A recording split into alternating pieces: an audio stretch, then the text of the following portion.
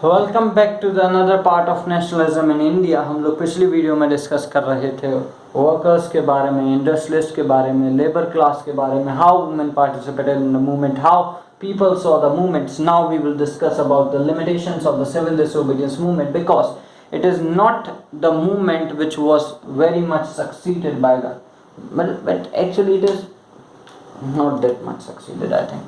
ठीक हुआ लेकिन उतना ज़्यादा नहीं हुआ। गांधी जी की बातें लोगों ने सुनी लेकिन उतनी ज़्यादा लोग गांधी जी के संग में नहीं आ पाए।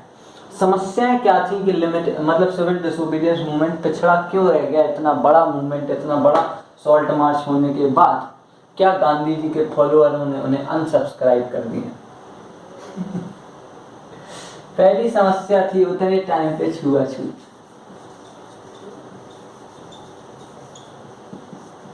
भैया छुआछूत को आर्टिकल किस में लिखा गया है? 30 में लिखा गया है, और 30 कह रहे हैं 17 ऑफ इंडियन कॉन्स्टिट्यूशन। आप लोग इंडियन कॉन्स्टिट्यूशन की क्लास अगर लेते होंगे तो आपको पता होगा अनटचेबिलिटी की चर्चा है article 17 part 3 of the constitution. Part 3 है 12 से लेकर 35 तक। उसमें एक पोर्शन आता है जहाँ पे हम लोग पढ़ते हैं राइट टू इक्वलिटी, और उसी में हम लोग पढ़ते हैं अनटचेबिलिटी के बारे में। आप लोग क्लास ले रहे हो तो आपको समझ में आ जाएगा, जिनने ली होगी उनको आ जाएगा। अनटचेबिलिटी की चर्चा किसमें? आर्टिकल 17 में। खैर अपना चर्चा यहाँ पे वो नहीं है। मेन कारण क्या था? उतने टाइम पे छुआछूत जो था वो बहुत ही ज़्यादा फैला था। ठीक है, तो ये ऐसा क्या था छुआछूत? ठीक, इसमें क्या था समझो बात को। मेन समस्या क्या आती थी कि जो अपर कास्ट फैमिलीज जो होती थी या फिर जो ब्राह्मण्स वगैरह होते थे, ये लोग बहुत ही ज़्यादा बढ़ चढ़ के मूवमेंट में पार्ट लेते थे, लेकिन जो छोटे लोग होते थे जिसको अपन लोग आज के टाइम पे दलित या हरिजन्स कहते हैं, एक्चुअली में उतने टाइम पे उनको नहीं कहा जाता था, वो डिप्रेस क्लासेस होती थी, एससीज या एसटीज। ठीक है, इनको क्या करा जाता था? उतना ज़्यादा मूवमेंट में लोग पार्टिसिपेट नहीं कर पा रहे थे क्योंकि उतने टाइम पे बहुत ही ज़्यादा ये जाति वाति धर्म कर्म इनका भेदभाव बहुत ही ज़्यादा होता था। इवन आप देखेंगे भीमराव अंबेडकर ने इसके लिए बहुत ही ज़्यादा लड़ाई लड़ी है, इसीलिए उनका क्या है बहुत ही ज़्यादा इतिहास में नाम करा गया है। तो यहाँ पे दो लड़ाइयाँ चल रही थी। कैसी कैसी दो लड़ाइयाँ चल रही थी? एक आप देखेंगे भीमराव अंबेडकर वर्सेस गांधी जी, और दूसरी लड़ाई चल रही थी आप ब्राह्मण्स वर्सेस दलित। दो लड़ाई थी। मूवमेंट जो मेन चल रहा था वो कहीं ना कहीं गांधी जी संभाल रहे थे और ब्राह्मण संभाल रहे थे। ये लोग क्या थे? डिप्रेस एसोसिएशंस में आते थे। तो भैया इसीलिए क्या करा भीमराव अंबेडकर ने 1930 में एक अपनी एसोसिएशन बनाई जिसका नाम क्या पड़ा?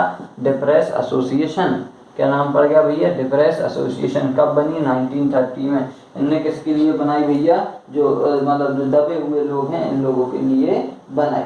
ठीक है, ऐसी बात समझ में आ गई। दलितों ने क्या करा?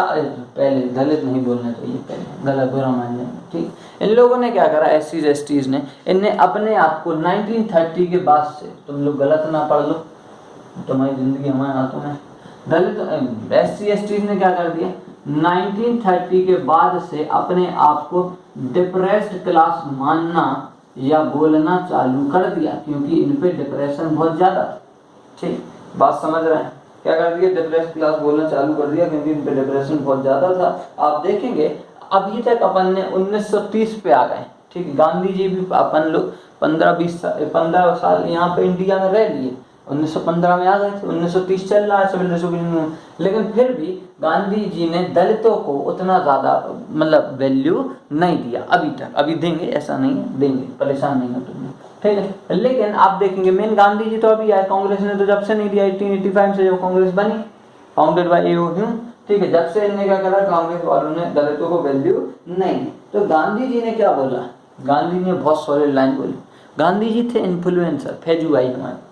ठीक है, तो गांधी इनने क्या करा? इनने बोला कि जो स्वराज है वो अगले 100 सालों तक और नहीं आएगा। हम लोग अगर जो दलित लोग हैं, एससी एसटीज, डिप्रेस क्लास हैं, इसको अगर हम लोग अपने संग में नहीं लेंगे, लेकिन दैट मीन्स कि जो छुआछूत की बीमारी है उसको अपन लोग अगर खत्म नहीं करेंगे तो हम लोग कभी भी आज़ाद अगले 100 तो दूर की बात है 1000 साल तक भी, क्योंकि मेजॉरिटी एक संग में नहीं आएगी जब तक हम लोग आज़ाद नहीं हो पाएंगे। बहुत लोगों को एक चीज़ बुरी भी लगती है, तो गांधी जी तो अपना जानते थे कैसे फेमस होना है, तो गांधी जी क्या करते थे, करने लगे हरिजन्स के, मतलब ये जो हरिजन्स के संग में, दलितों के, SC ST के संग में नाली साफ करवाने लगे, बाथरूम साफ करवाने लगे, उनके संग में काम करने लगे, उनके संग में बैठने लगे, तो वो लोग तो खुश हो गए, गांधी जी हमारे सपोर्ट में है। लेकिन जो कांग्रेस वाले थे वो इनसे फिर भी गांधी जी से भड़क जाते हैं, लेकिन गांधी जी बाद में सबको समझाते हैं कि ऐसा करना क्यों जरूरी है, वरना हम लोग कभी भी आज़ाद नहीं हो पाएंगे। तो गांधी जी ये सारी बातें समझाते हैं। उसके बाद क्या होता है, फर्स्ट राउंड टेबल कॉन्फ्रेंस की, सेकंड राउंड टेबल कॉन्फ्रेंस की कहानी मैं पिछली वीडियो में आपको बता चुका हूँ, मतलब पिछली की पिछली,